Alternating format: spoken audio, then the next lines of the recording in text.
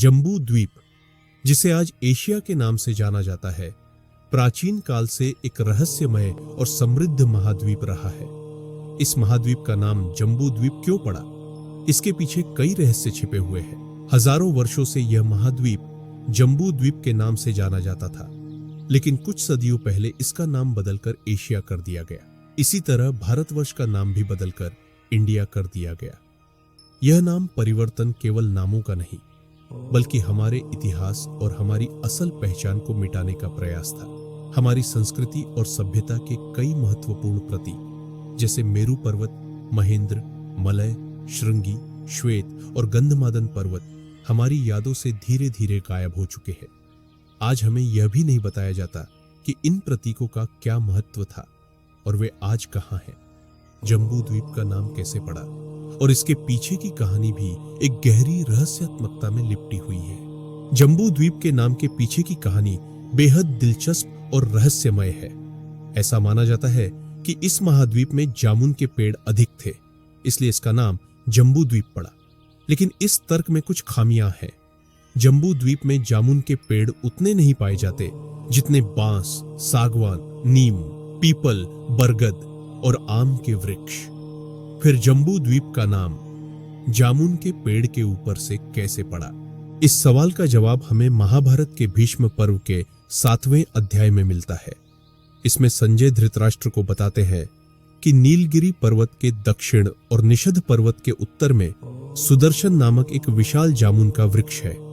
उसी के नाम पर यह महाद्वीप जम्बू द्वीप के नाम से प्रसिद्ध हुआ। इस वृक्ष की ऊंचाई इतनी अधिक थी कि यह स्वर्ग लोक को छूता हुआ प्रतीत होता था। उसके फलों में रस भर जाने पर वे स्वतः टूटकर गिर जाते थे और पृथ्वी पर गिरते समय जोरदार धमाका करते थे। इन फलों से निकलने वाला रस रजत यानी चांदी जैसा सफेद होता था, जो बहते हुए नदी का रूप ले लेता था। यह नदी मेरू पर्वत की प्रदक्षिणा करती हुई उत्तर कुरुवर्ष में प्रवेश करती थी।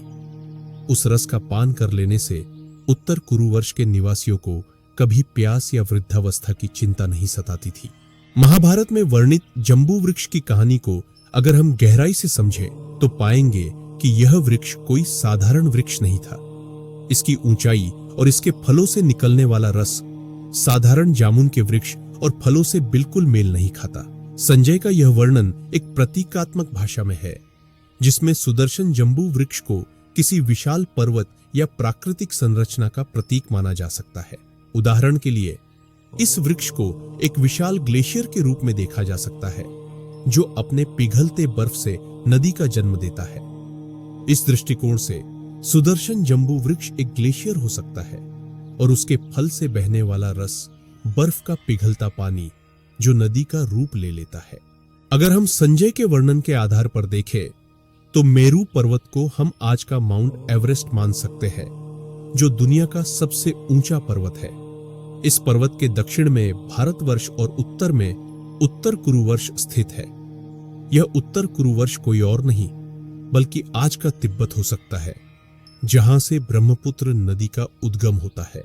ब्रह्मपुत्र नदी, जिसे चीनी भाषा में यारलंग सांगपो कहा जाता है, इस महाद्वीप की सबसे महत्वपूर्ण नदी मानी जा सकती है।